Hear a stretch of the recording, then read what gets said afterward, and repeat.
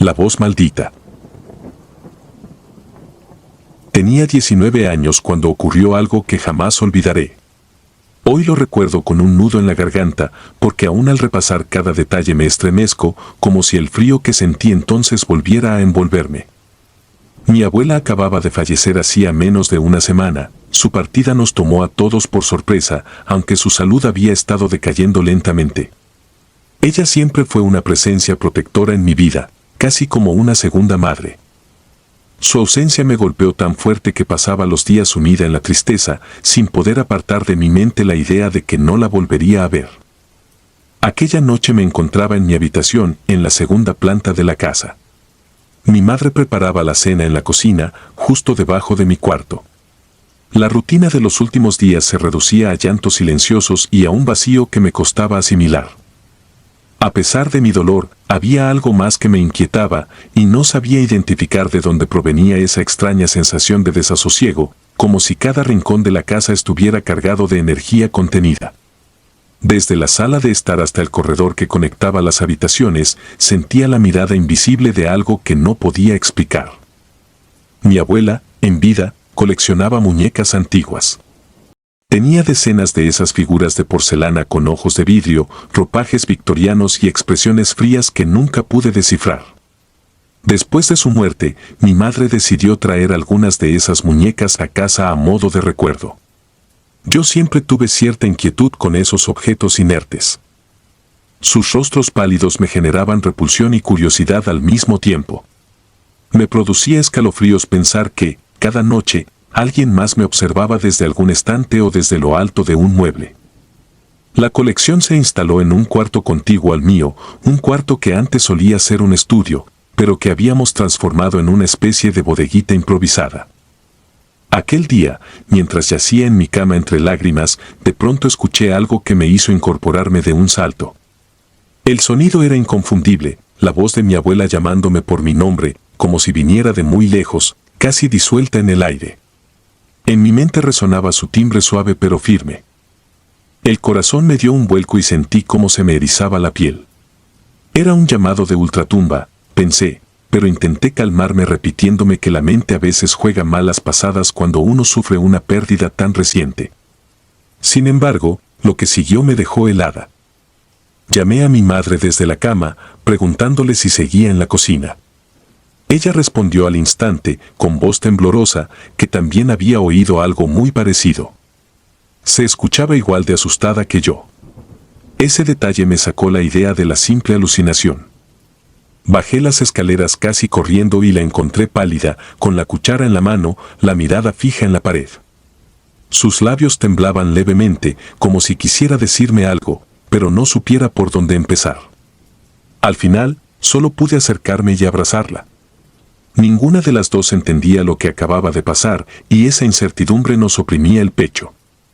Pensé entonces que tal vez la abuela se estaba despidiendo, enviando un último susurro para hacernos saber que estaría con nosotras. Mi madre opinaba lo mismo, así que intentamos mantener la calma. Pero en mi interior, algo no terminaba de encajar. Esa noche quise dormir temprano. La tristeza y el cansancio me estaban consumiendo, así que cerré la puerta de mi cuarto e intenté dejar la mente en blanco. Sin embargo, el sueño no llegaba y lo único que lograba percibir era un silencio malsano que se apoderaba del lugar. Mi madre se acostó en su habitación, justo enfrente de la mía, y estaba segura de que ella también se debatía entre un mar de dudas y la imposibilidad de conciliar el sueño.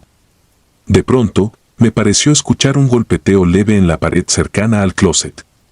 Era algo tenue, irregular, como un dedo huesudo raspando la madera. Me levanté con cautela y encendí la luz. No había nada allí, solo mi ropa colgada y las cajas que todavía no había desempacado desde la última mudanza de muebles. Toqué las paredes tratando de encontrar algún desperfecto en la estructura, pero no sentí vibraciones ni vi grietas. Apagué la luz, pensando que, otra vez, mi imaginación estaba llevándome al límite. Pero apenas me metí de nuevo en la cama, un golpe más fuerte resonó, ahora en la pared que separaba mi habitación del cuarto de las muñecas. El susto me recorrió el cuerpo, el golpeteo había sido claro, como si alguien pequeño hubiera golpeado con rabia o un desesperado afán de llamar la atención.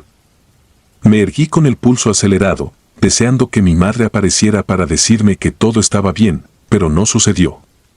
Lo siguiente fue peor. Un ruido de objetos que caían retumbó en el cuarto contiguo. Imaginé una de las muñecas de porcelana deslizándose de su estante. Tal vez había cedido la repisa o algún temblor mínimo la había tirado. Sola, llena de miedo, agarré mi linterna y me dirigí a verificar. El pasillo estaba oscuro y la única luz provenía de la rendija que había debajo de la puerta del cuarto de las muñecas, como si alguien hubiera encendido la bombilla desde dentro. Aquel detalle me extrañó todavía más, porque estaba segura de haber apagado todo antes de acostarme. Con el corazón palpitando y las palmas sudorosas, giré el picaporte. Me recibió un ambiente denso, una corriente de aire helado que me hizo temblar. Encendí la linterna y la deslicé por el interior del cuarto. Al principio no vi nada distinto, los estantes seguían en su lugar, las muñecas en sus posiciones habituales, con esas miradas de vidrio que a mí me parecían tan siniestras. Sin embargo, en el suelo, junto a la pared, yacía una de las muñecas con el vestido rasgado y la cabeza inclinada hacia un lado, como si se hubiera roto el cuello. Me acerqué para levantarla. Me percaté de que sus ojos brillaban bajo el reflejo de la linterna y por un segundo creí ver un destello de vida, un parpadeo imposible. Mi respiración se entrecortó, pero me convencí de que solo era la luz rebotando en la porcelana. De vuelta a mi cuarto, sentí como si alguien caminara detrás de mí. Al voltear la cabeza para mirar, por el rabillo del ojo me pareció ver una sombra que se movía cerca de la pared, algo oscuro y casi imperceptible, que se escabullía con agilidad felina. Contuve un grito y aceleré el paso. Al llegar a mi habitación cerré la puerta de golpe y me apoyé en ella, sudando frío. Pasé el resto de la noche con la luz encendida, sentada en la cama, rezando para que amaneciera pronto. Me esforcé en no oír nada más, pero mis sentidos estaban tan alertas que cualquier crujido se convertía en un latido atronador. Los días siguientes fueron igual de tensos. Cada que anochecía, me invadía la certeza de que ocurriría algo sobrenatural. También comencé a notar comportamientos extraños en las muñecas. Parecían cambiar de posición de forma sutil, como si las manos se movieran unos centímetros o sus cabezas apuntaran a un lugar distinto al último que recordaba. Mi madre aseguraba que no las había tocado, aunque a ratos la encontraba silenciosa, como si ocultara haber vivido situaciones similares. Sabía que ella no quería preocuparme más, bastante tenía yo con mi propio temor. Pero yo observaba sus ojeras y entendía que tampoco dormía bien.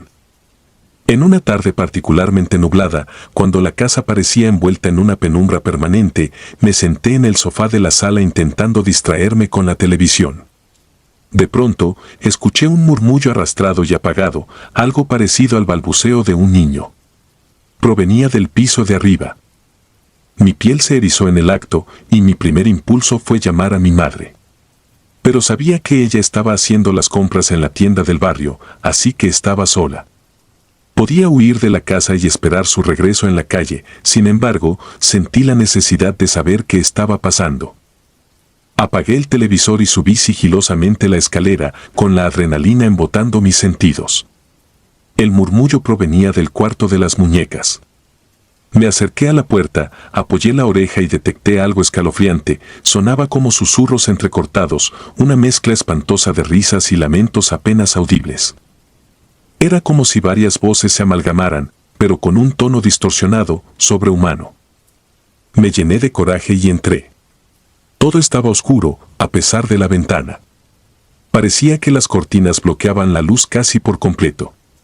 De nuevo, la atmósfera era helada. Observé las muñecas, percatándome de que la misma que había caído días antes se encontraba ahora sobre su estante, perfectamente acomodada, como si nadie la hubiera roto.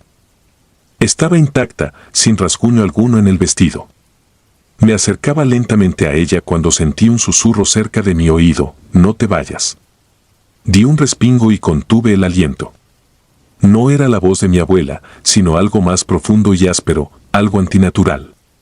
Salí corriendo, llena de pánico, y casi tropiezo en mi desesperación por escapar del cuarto. Luego de esa experiencia, decidí que no pasaría ni una noche más en mi habitación. Durante una semana dormí en el sillón de la sala, aunque el sueño me resultaba escaso. Mi madre me pidió explicaciones, pero preferí no aterrorizarla con detalles, solo le dije que escuchaba ruidos extraños en mi cuarto. Ella no insistió demasiado, pues también se había dado cuenta de que algo estaba muy mal desde la llegada de aquellas muñecas. Nuestro hogar, antes tranquilo, ahora parecía estar bajo una nube de tensión constante. No había rincón que me pareciera seguro. Sentía que, incluso en la sala, algo se movía en las sombras y se quedaba mirándome. Con frecuencia, creía ver destellos de ojos brillantes tras las esquinas o debajo de las sillas. La gota que colmó el vaso llegó una noche cuando mi madre y yo conversábamos en la cocina acerca de la posibilidad de deshacernos de las muñecas. Ella tenía miedo de que hacerlo fuera una especie de falta de respeto a la memoria de mi abuela, aunque yo pensaba que mi abuela jamás habría querido que pasáramos por aquella tortura. Mientras hablábamos en voz baja, oímos un chillido proveniente de la escalera. Corriendo fuimos a ver y nos encontramos con la imagen más espeluznante que recuerdo, la muñeca caída, la que supuestamente se había roto y luego apareció intacta en el estante, estaba de pie en uno de los escalones. Su cabeza ladeada parecía observarnos desde la penumbra. No exagero cuando digo que casi se me detuvo el corazón al contemplarla. Mi madre retrocedió con un grito ahogado y se llevó la mano al pecho. Me llamó por mi nombre, pero su voz temblaba tanto que casi no la reconocí. Dimos unos pasos hacia atrás y, de pronto, la muñeca se ladeó como si alguien la empujara, cayendo por las escaleras hasta dar contra la pared. En ese instante, ambas escuchamos la misma voz que días atrás había emulado a la de mi abuela, pero esta vez se oía cargada de un tono iracundo y antinatural. Sentí que las paredes se estrechaban a nuestro alrededor. Corrimos a la sala sin pensarlo y cerramos la puerta, incapaces de pronunciar palabra. Mi madre, con lágrimas en los ojos, afirmó con la mirada lo que yo ya sabía: había que salir de esa casa o deshacernos de las muñecas esa misma noche. Con el corazón encogido, decidimos guardar todas las figuras en cajas. Mientras las metíamos en sus empaques, me atreví a mirar por última vez el rostro de la muñeca más perturbadora. Su sonrisa parecía burlona, como si guardara un secreto siniestro. Al terminar, sellamos con cinta adhesiva cada caja y bajamos todo al garaje. Esa noche no pudimos dormir, pero al menos mi mente se sintió un poco más tranquila al saber que esos ojos de vidrio ya no estaban a la vista. La madrugada trajo consigo una calma aparente. No volvimos a escuchar ruidos, ni golpes, ni voces que imitaran a mi abuela. Ambas pensamos que, de alguna forma, habíamos librado la casa de la presencia maligna que contenían esos juguetes. Tiempo después, nos atrevimos a tirar las cajas a la basura y nos negamos a mirar adentro. Después de ese suceso, me costó muchísimo recuperar la confianza en mí misma y en lo que mis sentidos perciben. Cada crujido nocturno o sombra en el pasillo me devolvía a esos momentos de pánico. Tardé más de un mes en volver a dormir en mi habitación y las primeras noches me desvelaba con la luz encendida, aferrando las sábanas como si fueran un escudo ante lo desconocido. No volví a escuchar la voz de mi abuela. De algún modo, quiero creer que ella encontró su descanso y que, si se manifestó aquella vez, fue para despedirse, para consolarme en medio de mi desesperación. Sin embargo, tampoco puedo apartar el escalofrío que me provoca pensar que algo más utilizó su voz para atraparme, para alimentarse de mi miedo. Incluso hoy, tantos años después, escribo estas líneas con un nudo en la garganta, esperando no volver a experimentar nada parecido. Mi vida cambió desde entonces. Me hice más retraída y desconfiada de cualquier objeto viejo que provenga de antepasados. Lo que ocurrió en mi casa aquella temporada me dejó la certeza de que existen fuerzas que no alcanzamos a comprender. Aunque me consuelo pensando que la verdadera esencia de mi abuela está en un lugar de paz, no puedo negar lo que viví con esas muñecas, esa extraña combinación entre el recuerdo de alguien amado y la manifestación de una oscuridad que se nutría de nuestro dolor.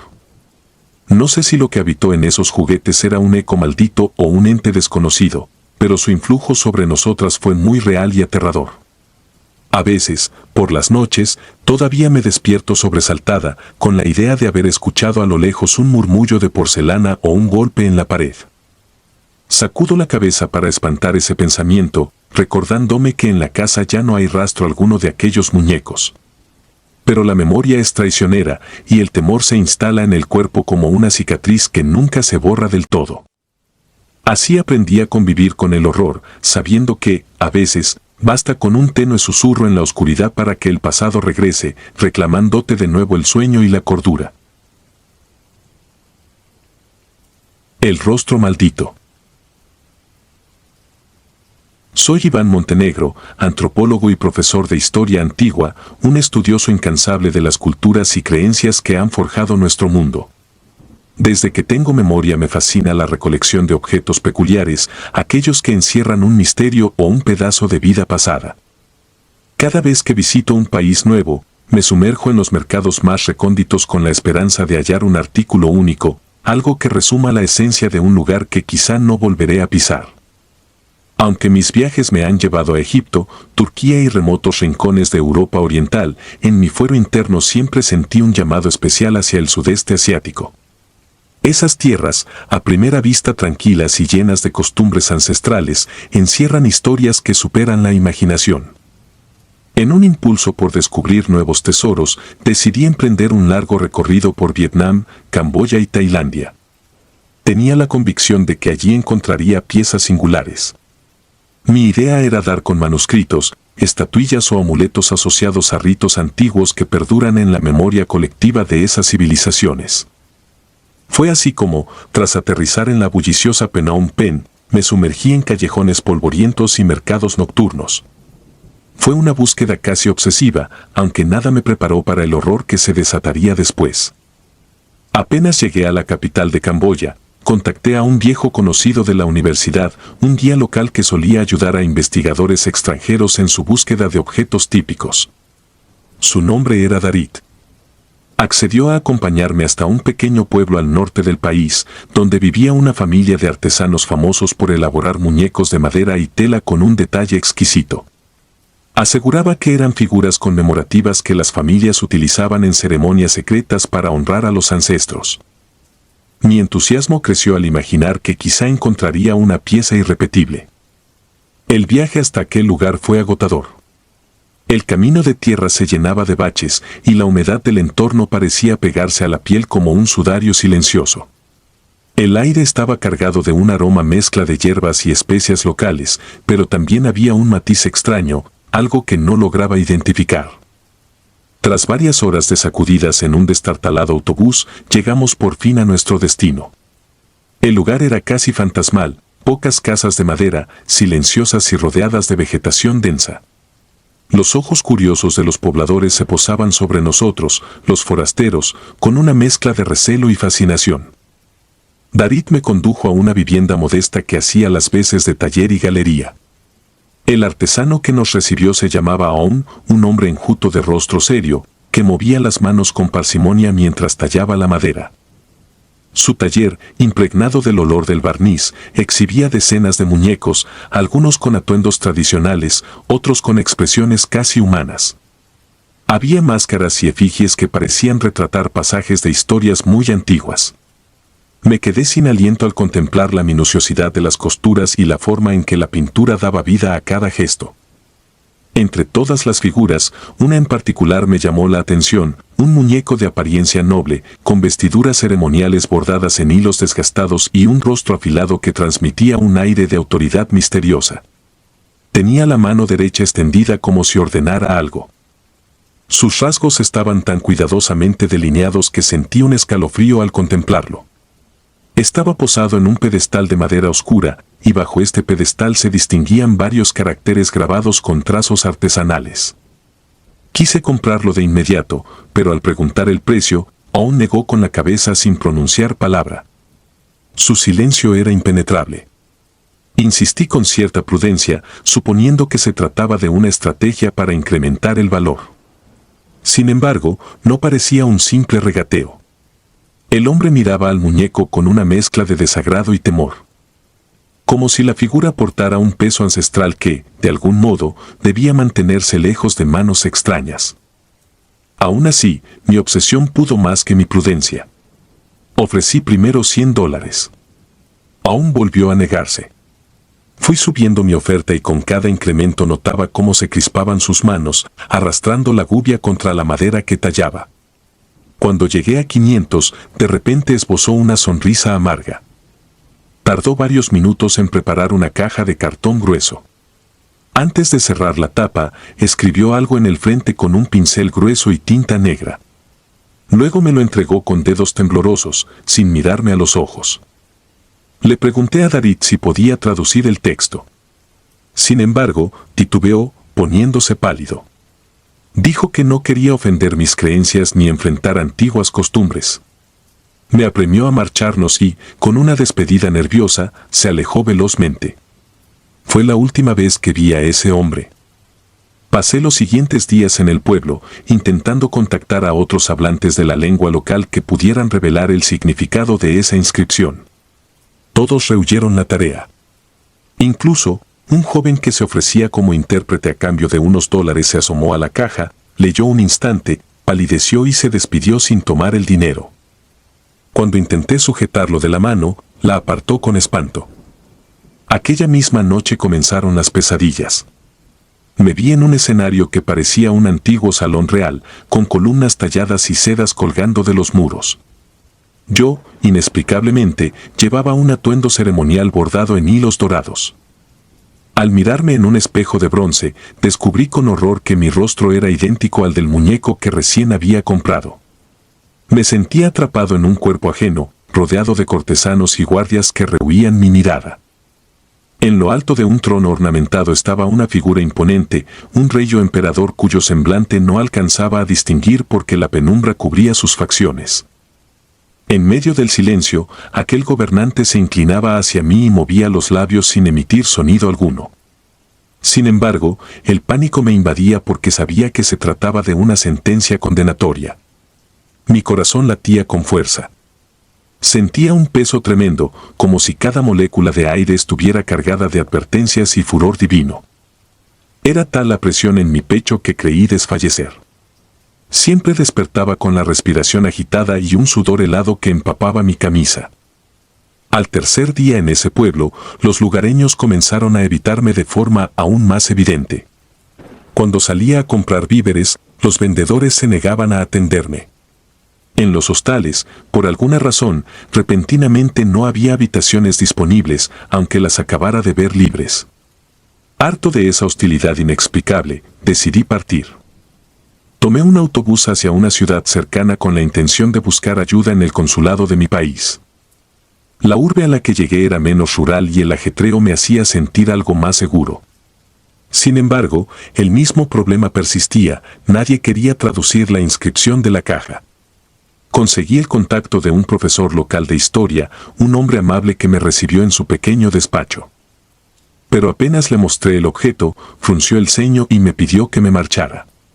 Dijo que no deseaba verse involucrado en asuntos oscuros ni en historias de brujería que escapaban al raciocinio.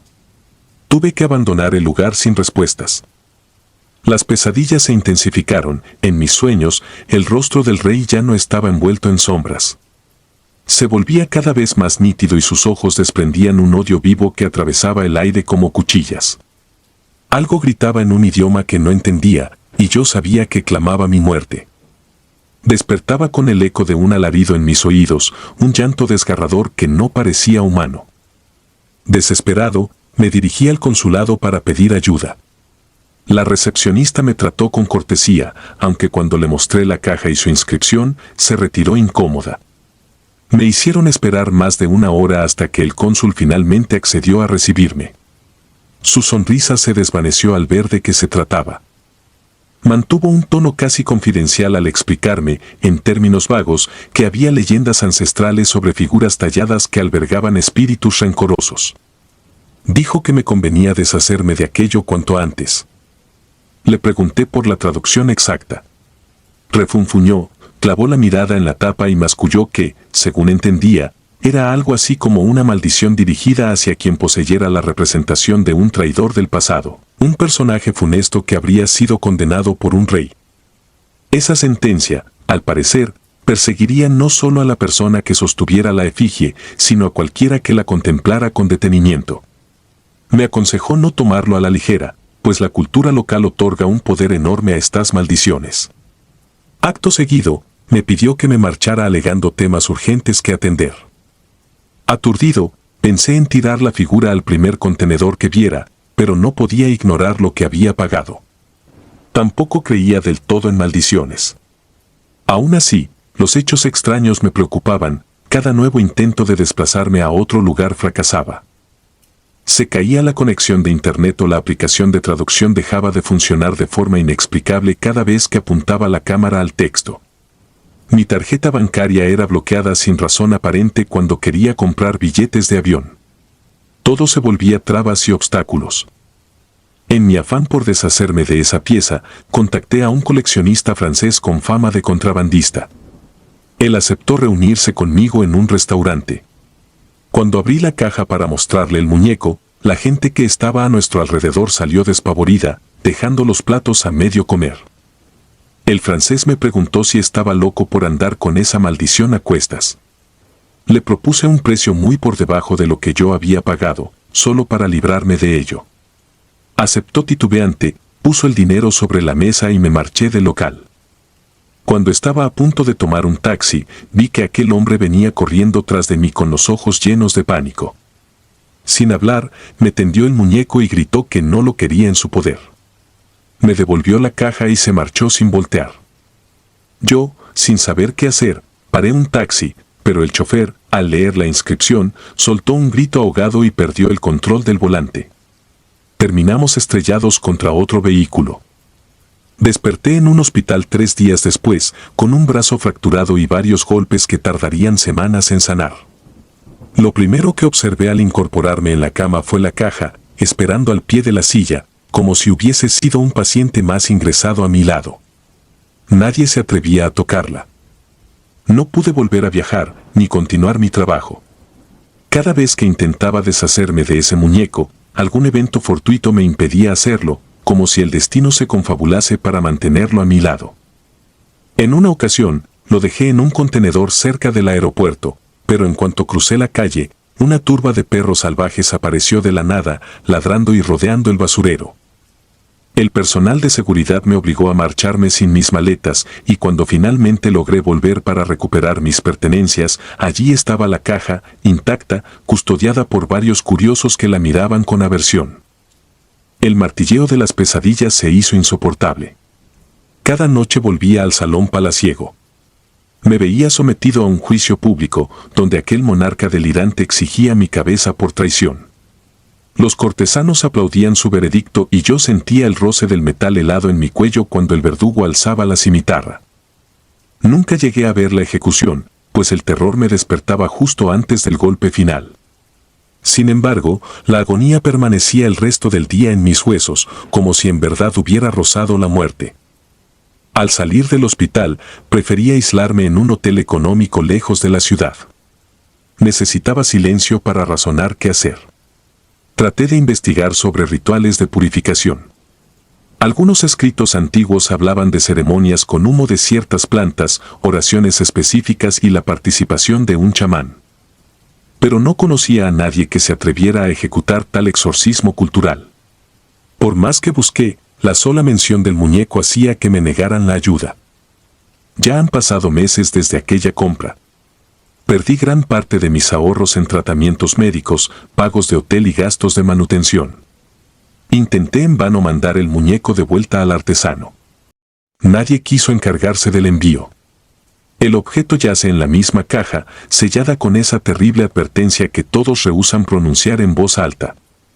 El solo hecho de contemplarlo me roba el sueño. Desde este cuarto lúgubre donde me refugio, redacto mi historia esperando que alguien pueda creerme o, al menos, compadecerse de mí. He renunciado a mi puesto en la universidad y no respondo los correos de mis colegas. Me aterra la idea de que me pregunten por mi viaje y tenga que explicar este infortunio que parece no tener fin.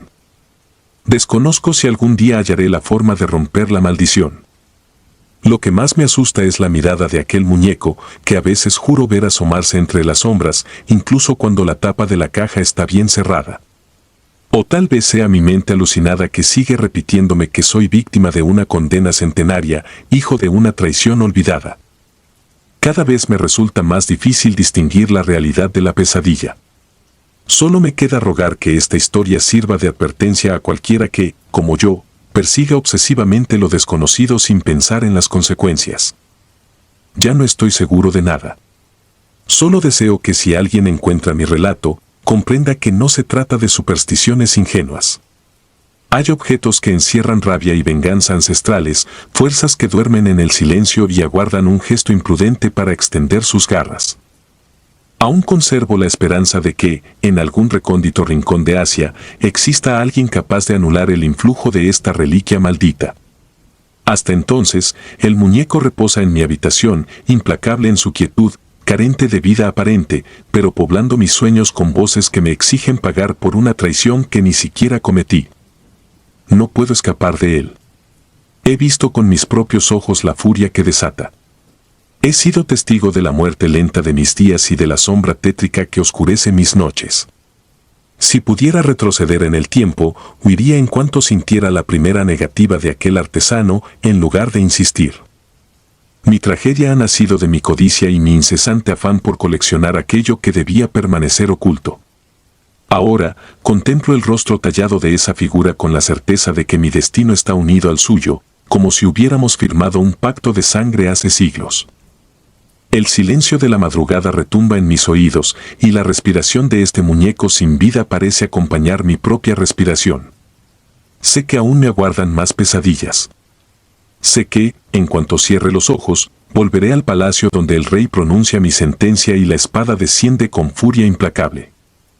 Sé que estoy sentenciado a repetir esa muerte simbólica una y otra vez, hasta que finalmente mi cordura se quiebre o encuentre la forma de huir de este país y de mí mismo, aunque no me quede lugar en el mundo al que pueda escapar.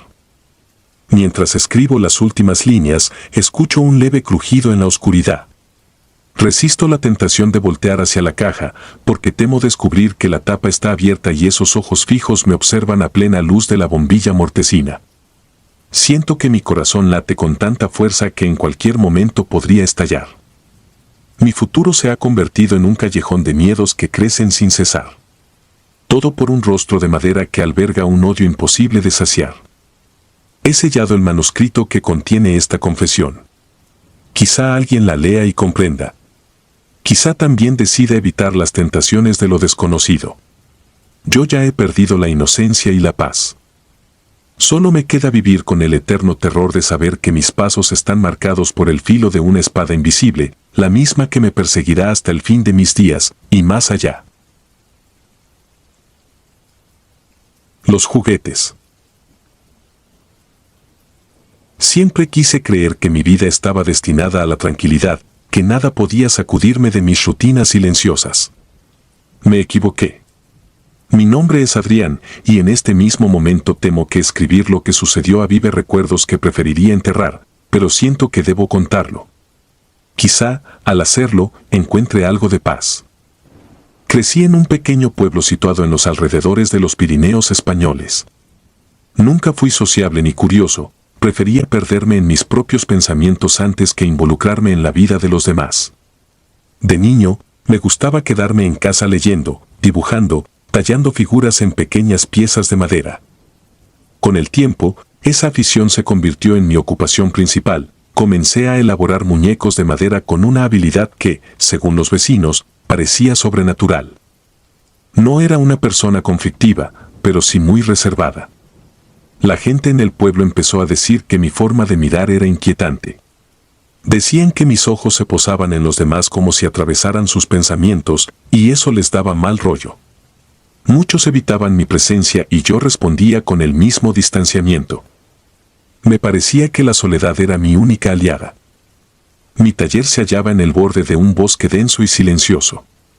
Para mí, no había nada más reconfortante que el ruido del cincel contra la madera.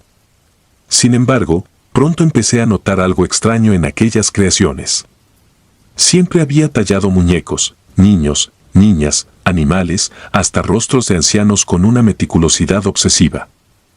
Aún así, cierta tarde, mientras terminaba un muñeco con una mirada particularmente viva, tuve la sensación de que me observaba. Fue un instante fugaz. Sacudí la cabeza, culpé al cansancio y continué mi labor.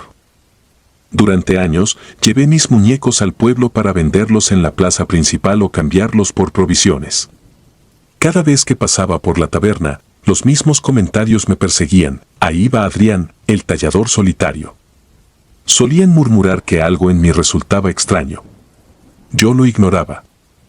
Comía un trozo de pan con tomate, bebía cerveza y regresaba al bosque con rapidez.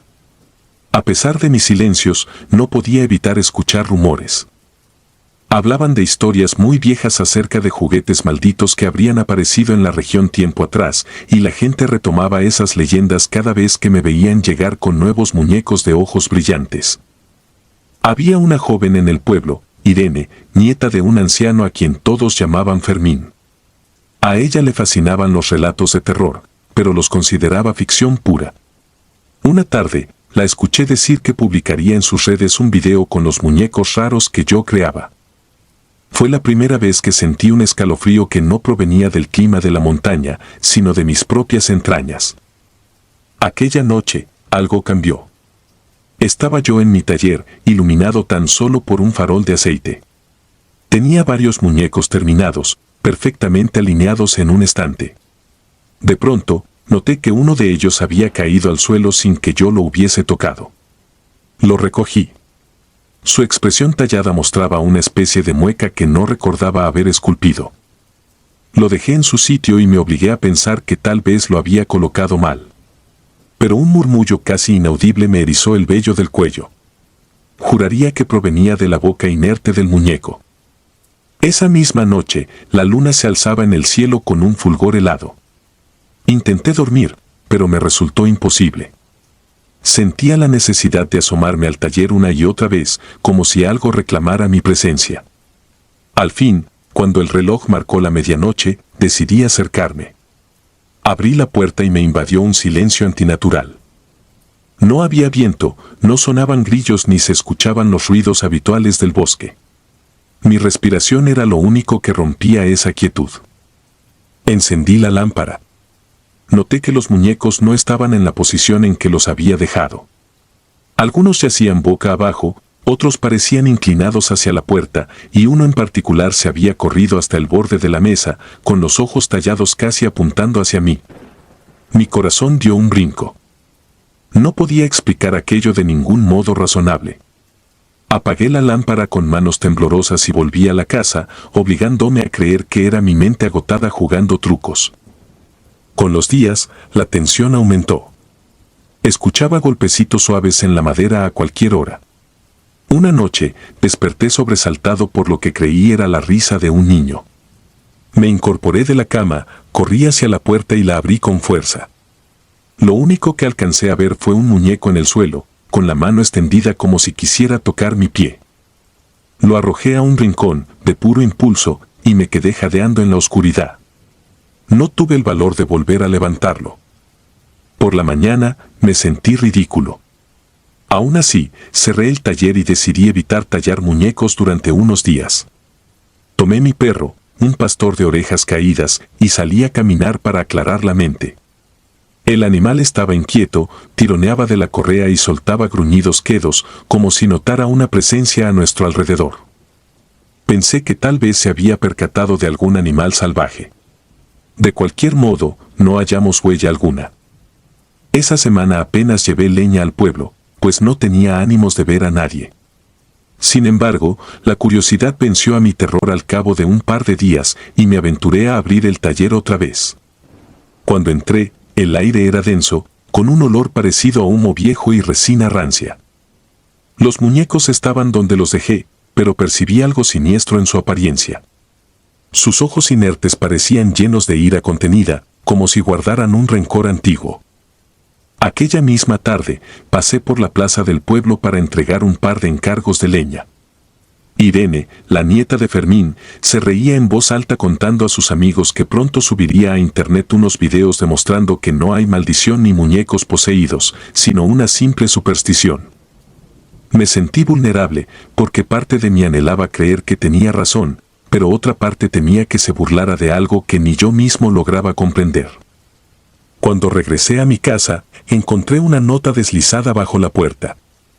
Era de un anciano llamado Esteban, a quien yo había visto alguna vez en la taberna. Decía saber lo que pasaba con mis muñecos. Me indicaba que fuera a buscarlo a un viejo caserón cerca de la entrada del bosque si necesitaba respuestas.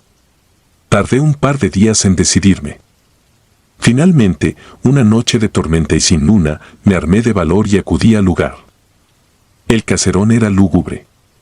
Me abrió la puerta un hombre muy mayor, de barba blanca y temblorosa. Me recibió sin pronunciar mi nombre, como si me hubiera estado esperando.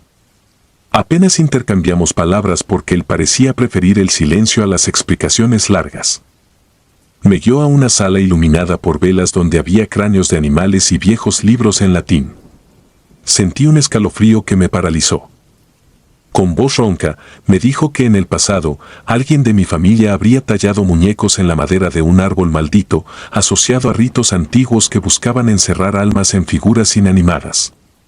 Esos rituales no fueron concluidos de manera adecuada, y la madera continuó cargando una energía malsana. Según él, era probable que, sin saberlo, yo hubiese heredado la misma madera guardada en el taller y con ella estaba dando forma a marionetas sin descanso. Dijo que esa energía podía dominar mi mente y mis emociones. Salí de aquel caserón con las piernas temblorosas, con la cabeza llena de confusión y terror. Las palabras del anciano resonaban en mi cabeza. De vuelta en mi casa, ni bien crucé la puerta, percibí movimiento en el interior. El perro ladraba de forma desesperada.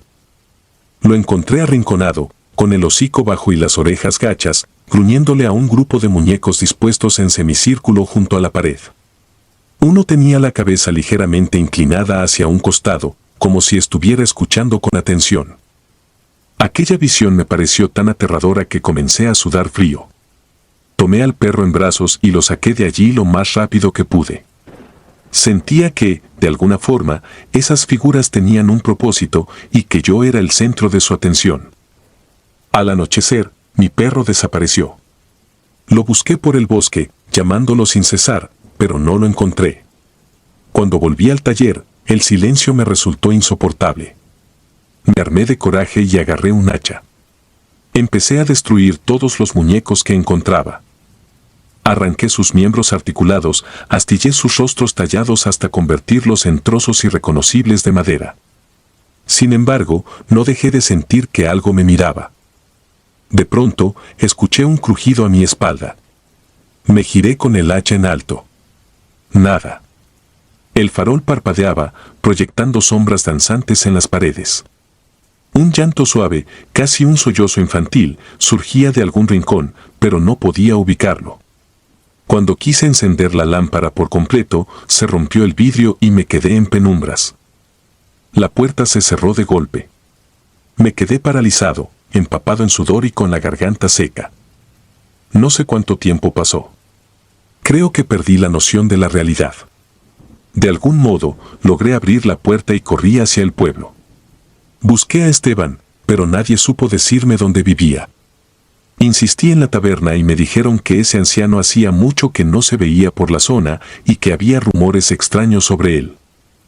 Entré en pánico porque sentí que había hablado con un fantasma o con alguien que existía más en leyenda que en carne y hueso. Me quedé en el pueblo esa noche, sin atinar a regresar a mi casa. Al día siguiente, fui a buscar a Irene. Estaba tan asustada al verme que dio un paso atrás. Me confesó que el pueblo entero andaba murmurando sobre las risas que se habían escuchado cerca de mi taller y sobre gritos que parecían de un hombre enloquecido. Le dije que necesitaba su ayuda. Sin pronunciar una sola palabra más, me condujo a la vivienda de su abuelo, Fermín. Él me escuchó, serio, mientras le contaba todo lo vivido. Fermín me miró sin sorpresa. Dijo que, en otros tiempos, hubo historias de gente que daba vida a muñecos con rituales prohibidos. Mencionó que la madera de ciertos árboles puede ser muy antigua, llena de ecos de sufrimiento humano, y que si uno es solitario y vulnerable, esos ecos encuentran la forma de manifestarse. Añadió que la única solución era arrancar el mal de raíz. Tenía que quemar no solo los muñecos, sino también cualquier rastro de esa madera en mi taller.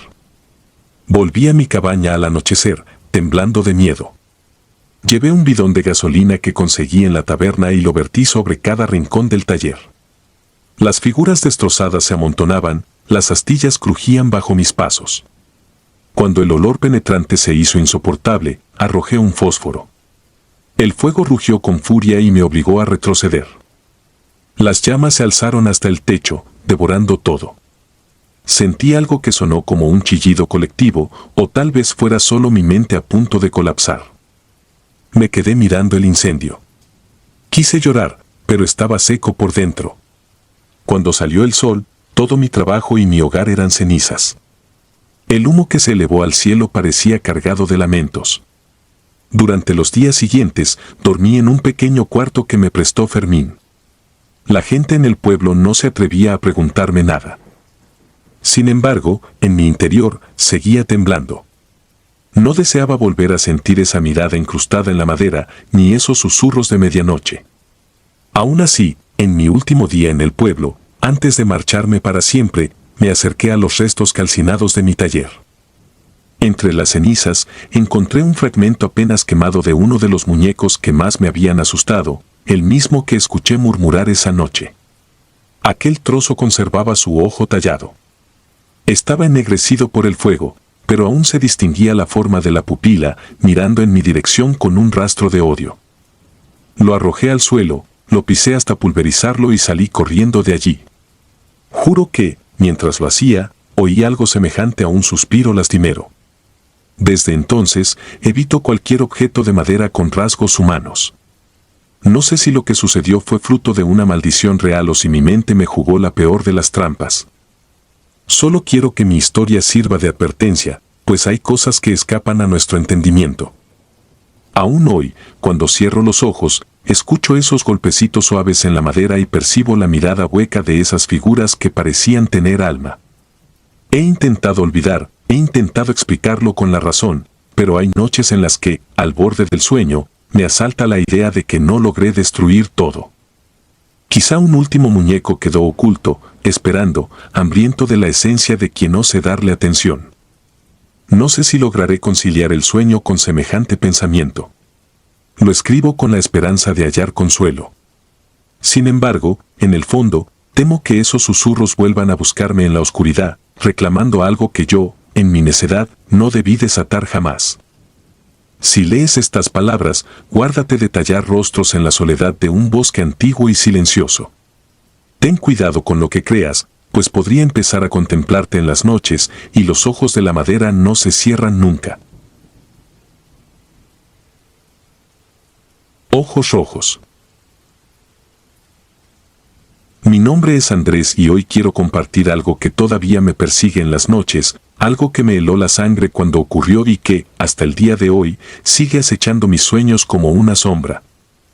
Siempre me he considerado una persona pragmática, reacia a creer en historias de fantasmas o juguetes malditos, pero lo que experimenté hace algunos años no encaja con nada que pueda explicar de manera lógica. Vivía con mi hermana mayor en un cuarto diminuto que rentábamos en un antiguo edificio al sur de Guadalajara. Ambos habíamos llegado a la ciudad para estudiar en la universidad y nuestras familias, con un presupuesto apretado, nos ayudaron a encontrar algo que estuviera dentro de lo que podíamos costear.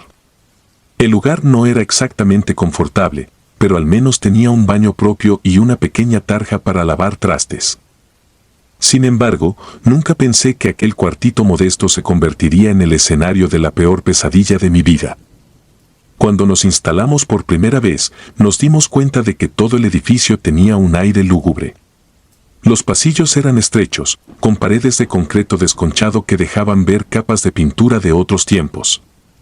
Nuestro cuarto estaba en el tercer piso, y lo único que lo hacía un poco agradable era una gran ventana que daba hacia la casa de al lado. Desde esa ventana se podía ver el patio vecino, un espacio descuidado, repleto de maleza que brotaba entre las grietas del cemento. Pero lo que más me inquietó fue descubrir que, sobre un viejo tanque de agua oxidado, descansaba un muñeco de trapo. Sus ojos eran dos grandes botones negros que brillaban de manera siniestra bajo el sol, y estaba tan descolorido y gastado que parecía haber resistido años de intemperie.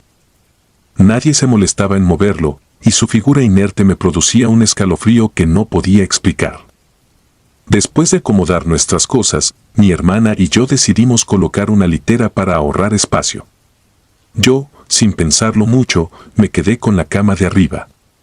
Ubicamos la litera justamente junto a la ventana, y mientras intentábamos colgar una cortina sencilla para tapar un poco la luz del sol, no podía quitarle la vista al muñeco.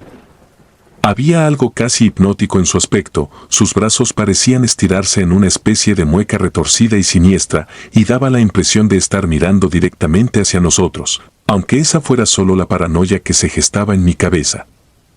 Pasaron las horas y la noche cayó. Me costó dormir por la novedad del lugar y por el desasosiego que me generaba la casa de al lado. Desde la ventana no se percibía ningún movimiento y, a pesar de la oscuridad, podía ver la silueta del muñeco recortada contra las sombras. Sentí un escalofrío y cerré los ojos con fuerza, intentando conciliar el sueño. En algún punto lo logré, aunque mis sueños no fueron precisamente plácidos. A la mañana siguiente, mientras desayunábamos a toda prisa para llegar a la universidad, noté que mi hermana bostezaba una y otra vez. Me confesó que apenas había podido pegar el ojo porque durante la madrugada había escuchado un ruido repetitivo, como un golpeteo de teclas de computadora que provenía de la casa vecina. Yo no había oído nada. Su relato me dejó intrigado, pero supuse que los ruidos podían deberse a tuberías antiguas o a algún vecino que trabajaba hasta tarde.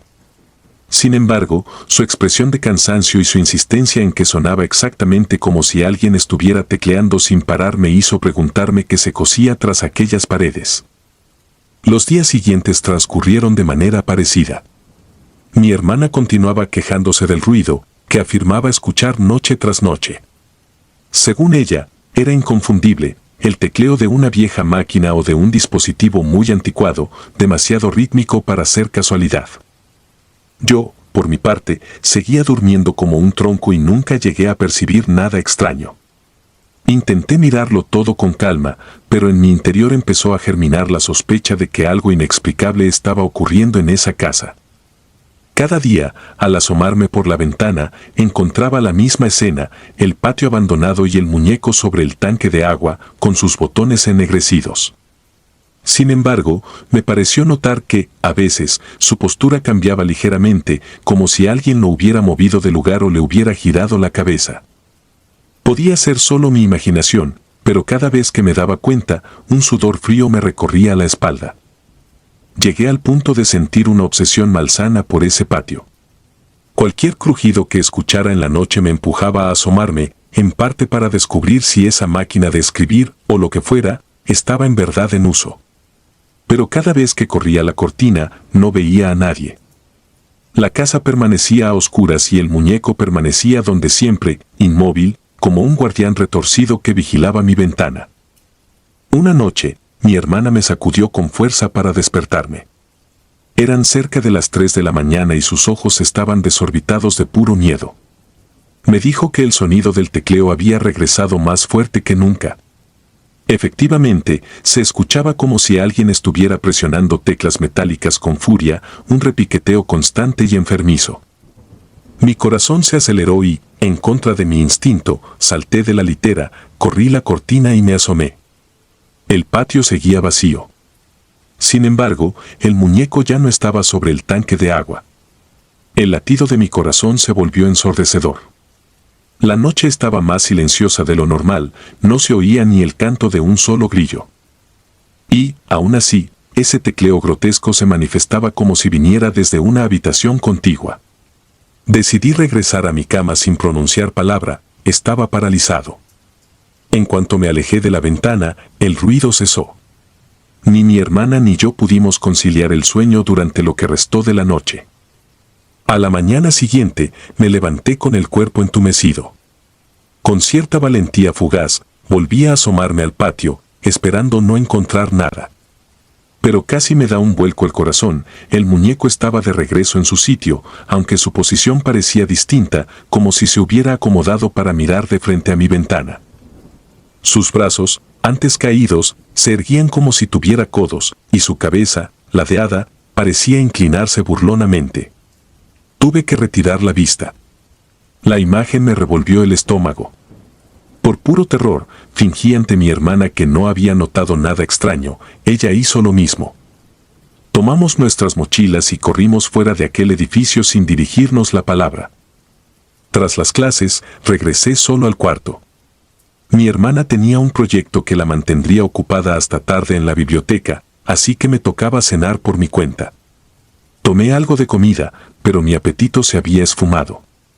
Sentía que algo me vigilaba incluso con la cortina cerrada. Tal vez fueron mis nervios, pero comencé a percibir un suave siseo, muy tenue, como si viniera de algún lugar del pasillo. Me quedé helado, agudizando el oído, y me di cuenta de que no eran tuberías, ni pasos, ni el crujir de la madera del techo. Era como un susurro ahogado, algo que me llamaba sin pronunciar palabras. No sé qué me impulsó, pero giré la perilla de la puerta, salí al pasillo y avancé con el estómago encogido. El siseo se desvaneció. Volví a mi cuarto, tratando de creer que todo eran alucinaciones provocadas por el miedo.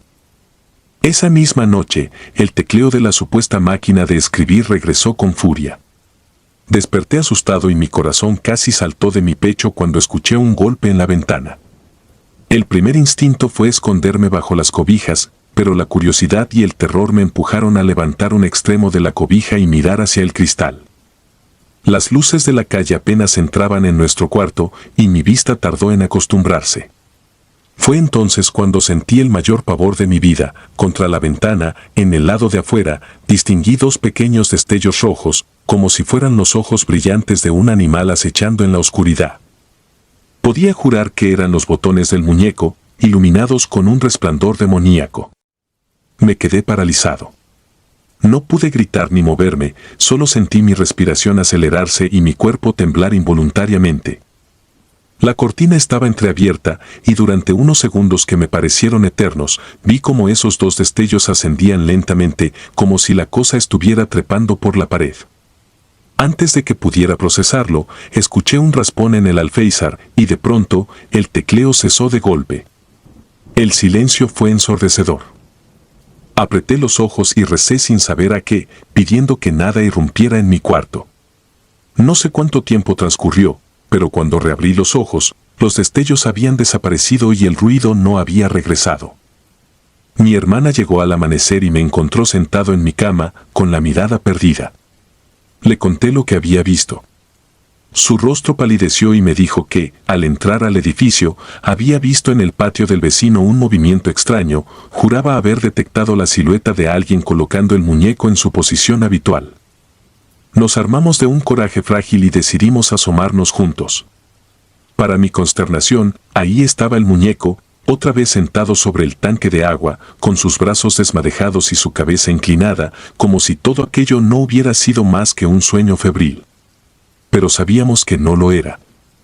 Podíamos sentir esa vibración enfermiza en el aire, una opresión que parecía advertirnos que algo sin nombre habitaba en esa casa y usaba al muñeco como vínculo o canal. La noche siguiente se convirtió en nuestro punto de quiebre. Mi hermana insistió en que se quedaría despierta para enfrentar lo que fuera que apareciera. Yo, intentando mantener la cordura, acepté. Pasadas las 2 de la mañana, el tecleo empezó, fuerte e insistente, como si alguien quisiera arrancar las teclas con cada pulsación. Era imposible ignorarlo, y me acerqué a la ventana para tratar de ver si había luz en la casa vecina. Todo continuaba en penumbras, salvo por un tenue brillo rojizo que se movía en la oscuridad de una habitación cercana al patio, similar a la incandescencia de un par de ojos. Fue en ese momento que lo vi con más claridad. El muñeco, que se desplazaba por su cuenta sobre el alféizar interior de la ventana vecina, con la cabeza ladeada en mi dirección. Sentí el grito atorado en mi garganta y apenas retrocedí 1 o 2 pasos antes de que mi hermana soltara un jadeo ahogado.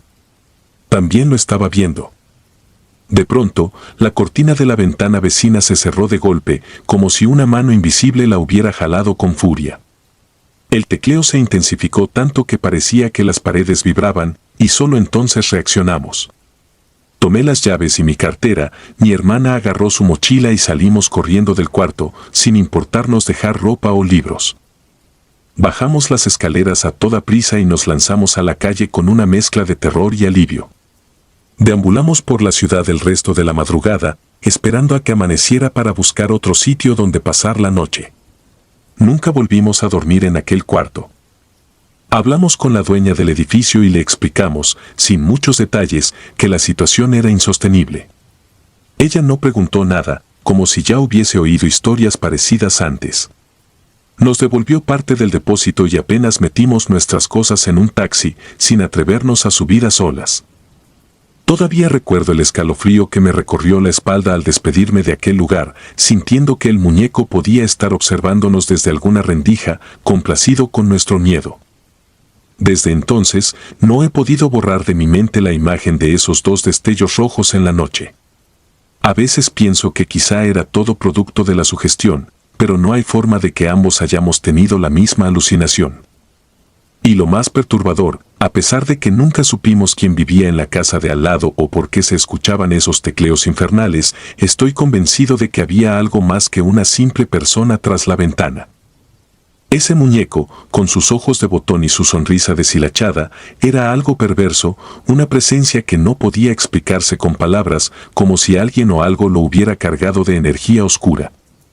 Mi hermana y yo preferimos no contar esta historia a mucha gente, pues la mayoría nos miraría con escepticismo o burla. Sin embargo, a veces no puedo evitar pensar en la posibilidad de que otras personas hayan vivido encuentros similares.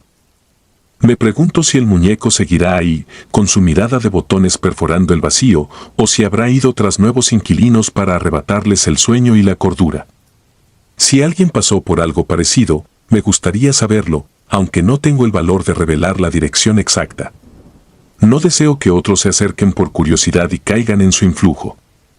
Una parte de mí siente que, al narrar lo ocurrido, estoy despertando esa fuerza que permanece agazapada en la penumbra, esperando al próximo incauto que quiera asomarse a la ventana. Solo puedo decir que, si llegan a ver unos botones brillando en la oscuridad, aparten la mirada antes de que sea demasiado tarde. No hay nada más aterrador que sentir esos ojos rojos clavados en tu mente, ni nada más desconcertante que escuchar el tecleo de algo que jamás podrás ver de frente. Desde aquel día, cuando llega la noche, procuro dormir con las cortinas cerradas y las luces encendidas. Aún así, en mis sueños, a veces los veo, dos botones rojos que me observan, un tecleo incesante y un muñeco que se acerca cada vez más, con su boca hilvanada en una mueca macabra. Despertar es un alivio, pero el sudor frío nunca desaparece. Y aunque nadie me crea, sé lo que sentí. Sé lo que vi. Ignoro si lo que habitaba esa casa era un espíritu, un demonio o simplemente la manifestación de energías negativas acumuladas. Pero de algo estoy seguro, no he vuelto a dormir como antes. Y cada tanto, cuando algo golpea mi ventana en medio de la noche, no puedo dejar de pensar que ese muñeco sigue rondando en las sombras. Solo espero que nunca se atreva a cruzar nuevamente mi camino, o el de cualquiera que tenga la desgracia de escuchar el maldito repiquetear de sus manos contra un teclado imaginario, acompañado de esos ojos rojos que brillan en la oscuridad. La mirada vacía. He decidido compartir algo que nunca antes había contado, una experiencia que me ha seguido toda la vida. No sé si las palabras alcanzarán para describir todo el terror que sentí en aquel entonces, pero quiero intentarlo. Aún hoy, cada vez que cierro los ojos por la noche, vuelvo a aquella casa vieja y a lo que vivía dentro de ella. Lo que me ocurrió no se lo deseo a nadie, pero lo contaré con la esperanza de que alguien pueda entender o, al menos, sentirse menos solo si alguna vez pasó por algo parecido. La historia comienza en mi antigua casa, la más vieja de toda la cuadra. Mi bisabuelo y varios de sus primos se encargaron de construirla desde cero, removiendo piedras y maleza cuando no había más que monte alrededor. No era gran cosa, pero tenía algo que siempre me resultó inquietante: la entrada carecía de puerta maciza. No teníamos un muro de ladrillos ni una puerta de madera para brindar privacidad, sino un cancel metálico que apenas podíamos cubrir con malla y unas cortinas gruesas, más para disuadir a ladrones y curiosos que para dar verdadera seguridad. Esa fue la casa donde crecí y donde aprendí a reconocer los sonidos habituales de la noche, los grillos, el viento que se colaba por las rendijas, la madera crujiendo cuando la temperatura bajaba. Sin embargo, hubo un ruido que marcó un antes y un después en mi vida y estaba directamente relacionado con un objeto que jamás debí encontrar. Mis abuelos siempre fueron muy bondadosos, en especial mi abuelo, un hombre silencioso de corazón noble. Le gustaba sentarse por las noches en la mesa del comedor, justo al entrar a la casa, mientras tomaba un café cargado. Desde allí, podía observar la calle a través del cancel. Cada tanto saludaba a los vecinos que pasaban y no se perdía nada de lo que ocurría afuera. Esa rutina, que parecía tan inofensiva, cambió cuando él comenzó a decirnos que veía a una niña que se asomaba tímidamente por la reja, como si tratara de llamar su atención sin atreverse a entrar. Él siempre le sonreía y hasta la invitaba a pasar, pero ella nunca cruzaba el umbral. Un día nos dijo que la vio llorar, que estaba muy triste por algo que él no llegó a comprender. Para mi abuelo, la imagen de esa niña se hizo tan frecuente que llegó a hablar de ella como si fuera parte de la familia. Sin embargo, ninguno de nosotros la había visto jamás, ni siquiera un destello fugaz. Con el tiempo, dejamos el tema de lado. Mi abuelo falleció poco después, de manera repentina, y en medio del dolor, nadie se preocupó por aquella historia de la niña que se asomaba. Su muerte nos dejó un gran vacío. Un hombre que irradiaba tanta bondad simplemente se había ido sin previo aviso. La casa, que de por sí era silenciosa, se sumió en una quietud aplastante, un silencio que ya no resultaba reconfortante. Yo comencé a imitar su rutina, tal vez como una forma de honrarlo o de sentirlo cerca. Cada noche me preparaba un café, me sentaba en la misma mesa y contemplaba la calle a través de las cortinas. Al principio era triste, luego se volvió enigmático, casi hipnótico. Sentía que, en cualquier momento, él se sentaría a mi lado y me diría algo. Es curioso cómo el dolor nos empuja a buscar señales donde no las hay. Una noche, mientras sostenía mi taza de café, descubrí algo extraño apoyado contra el cancel, medio oculto entre la malla y las cortinas corridas a un lado. Era un muñeco de trapo con ojos de botones deshilachados y un vestido que alguna vez debió ser rosa pero que estaba percudido y manchado de tierra. Tuve un sobresalto, no porque pareciera tenebroso a primera vista, sino porque no tenía la menor idea de cómo había llegado ahí. No era de mi familia. Ninguno de mis primos o sobrinos lo había mencionado nunca, y mucho menos lo había visto tirado en la calle. Lo recogí con cierto recelo, aunque en el fondo me sentía intrigado. Al observarlo de cerca, noté que le faltaba un ojo, o más bien, el botón derecho estaba casi desprendido, apenas colgando de un hilo. El muñeco tenía una sonrisa cosida en la tela, algo torcida, como si una mano inexperta la hubiese confeccionado sin prestarle demasiada atención. Tenía un peso extraño, casi como si tuviera algo más en su interior, no solo algodón. Me puse de pie y, sin querer, apreté su torso, lo que hizo que un sonido sutil, casi como un chillido ahogado, saliera de su interior. Me heló la sangre. Lo solté de inmediato. No sonó como una cajita de música ni como un aparato normal de esos que les ponen a algunos juguetes, sonó como un lamento breve y distorsionado.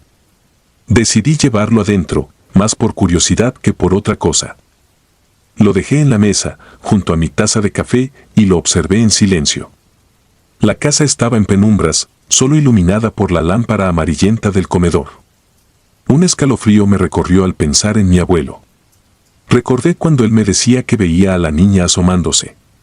¿Sería de ella el muñeco? La idea no tenía sentido, pues nadie más veía a esa niña. Sin embargo, mi mente, aferrada a la nostalgia, quiso conectar los hilos. En ese momento, no supe que estaba a punto de vivir la experiencia más aterradora de mi vida. Me fui a dormir dejando el muñeco sobre la mesa.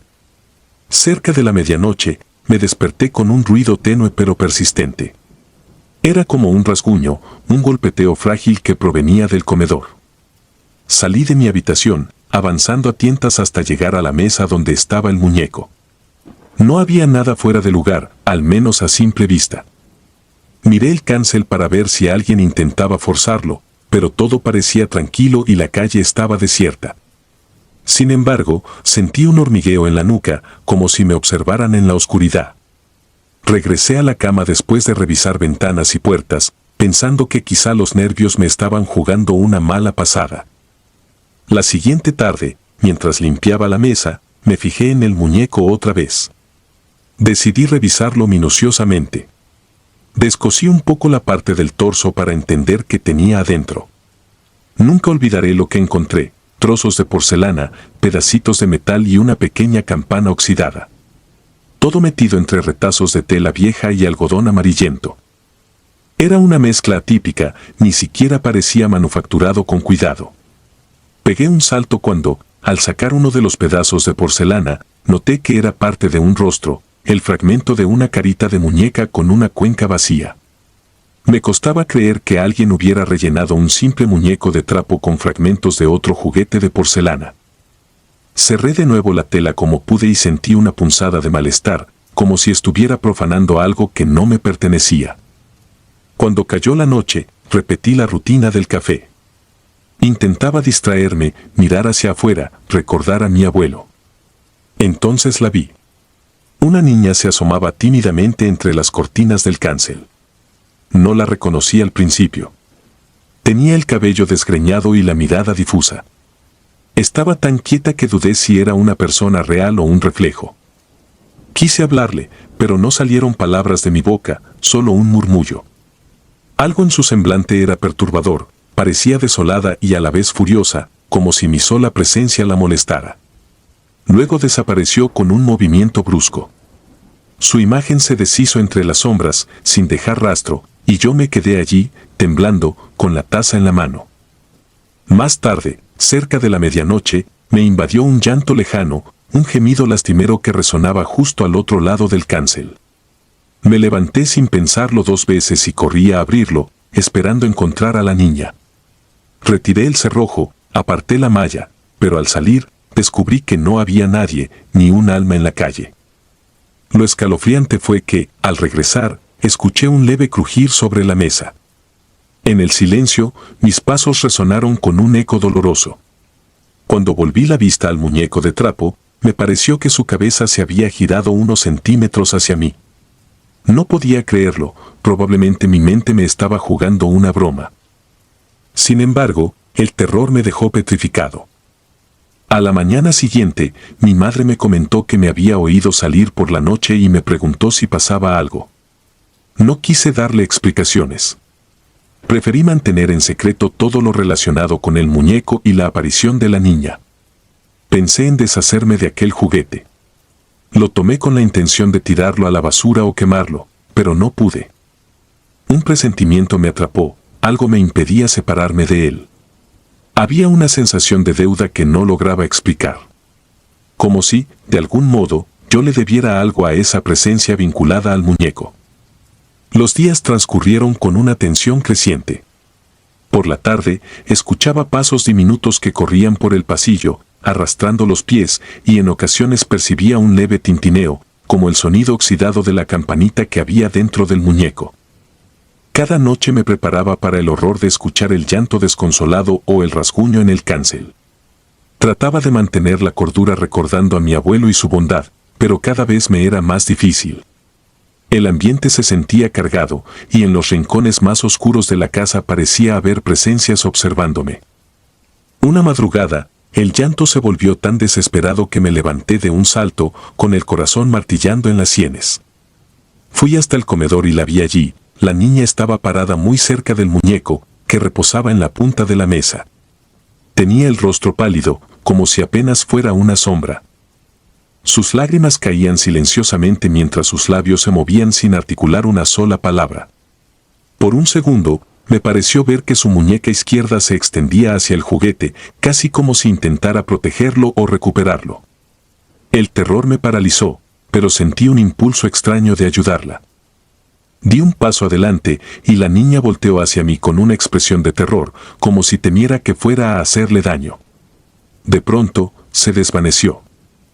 No sé cuánto tiempo me quedé parado en la oscuridad. El silencio era abrumador y únicamente el tic-tac de un viejo reloj de pared me anclaba a la realidad. Volví a mirar el muñeco, parecía inerte, pero a la vez tenía una carga maligna que erizaba mi piel. Lo levanté con cuidado, lo giré y noté una marca en la parte trasera, algo que parecía haber sido grabado con una aguja o una punta filosa. Eran iniciales, EM, y una fecha, apenas legible, 1962. No reconocí esa fecha ni esas letras, pero sentí un escalofrío. ¿Quién se había tomado la molestia de marcarlo así? ¿Era esa la conexión con la niña? La siguiente tarde, sin poder soportar más la tensión, llamé a una tía que vivía varias calles más allá, una de las personas más antiguas del vecindario. Le conté de la muñeca de trapo, de los fragmentos de porcelana en su interior y de la niña que se aparecía llorando. Ella, en lugar de burlarse, se quedó en silencio. Luego me confesó que había escuchado una historia similar de sus abuelos, sobre una pequeña que había muerto hacía décadas tras un accidente. Le habían regalado una muñeca de porcelana, pero la niña jamás pudo disfrutarla porque se incendió la casa donde vivía y, en medio del caos, ella quedó atrapada. La muñeca se rompió entre las llamas, y los vecinos contaban que, al remover los escombros, alguien rescató los pedazos e intentó rehacer aquel juguete, como si esperaran exorcizar la pena de haber perdido a la niña. Se rumoreaba que los restos fueron repartidos o tirados, pero hubo quien creyó que parte de la muñeca siguió rondando las calles, buscando a su dueña. Al oír esto, no me cupo duda. Ese objeto que había llegado a mí era parte de la historia de aquella niña y su espíritu inquieto la acompañaba. Tal vez eso explicaba las apariciones y el llanto que me perseguía. Me sentí sobrecogido, con un nudo en la garganta que no se iba. Mi tía me recomendó deshacerme del muñeco o llevarlo a bendecir, pero en ese momento yo no podía ni pensar con claridad. Solo quería librarme de esas noches de terror y del llanto que me desgarraba los oídos. Esa misma noche, me armé de valor. Coloqué el muñeco en una caja y salí al patio trasero, sosteniendo una linterna. Sentía que cada sombra se alargaba para atraparme. El silencio era sofocante, pero tenía que hacerlo. Eché algo de leña en un tonel viejo y prendí fuego.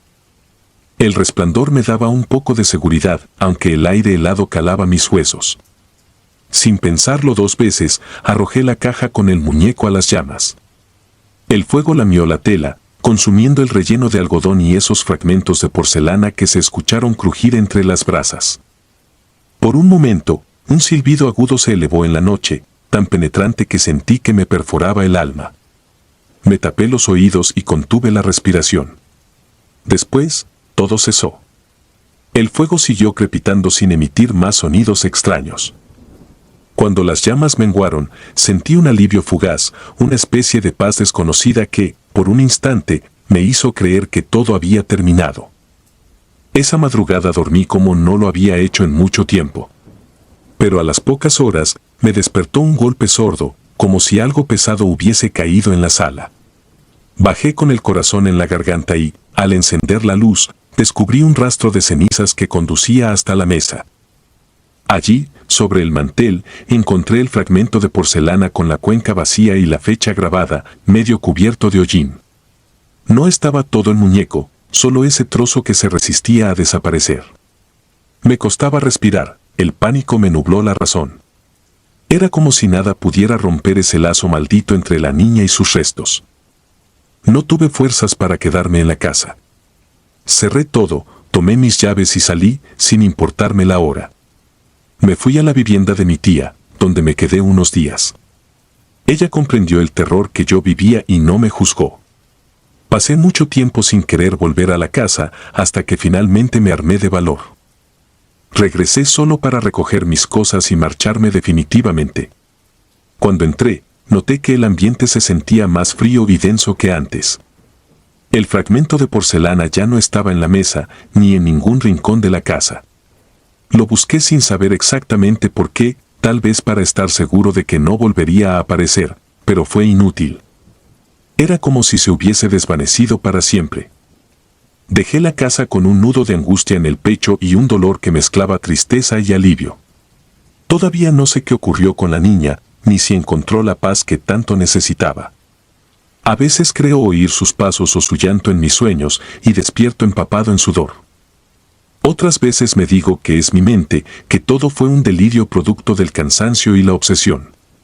Pero hay una parte de mí que no puede negar lo que vio ni lo que escuchó. Ahora, cada vez que paso cerca de aquel lugar, acelero el paso y agacho la mirada. Nunca volví a sentarme en una mesa al anochecer para ver la calle, ni volví a sostener un muñeco con la misma inocencia de antes. Su mirada vacía se quedó conmigo, y aunque hago todo lo posible por olvidarla, su eco me atormenta a veces.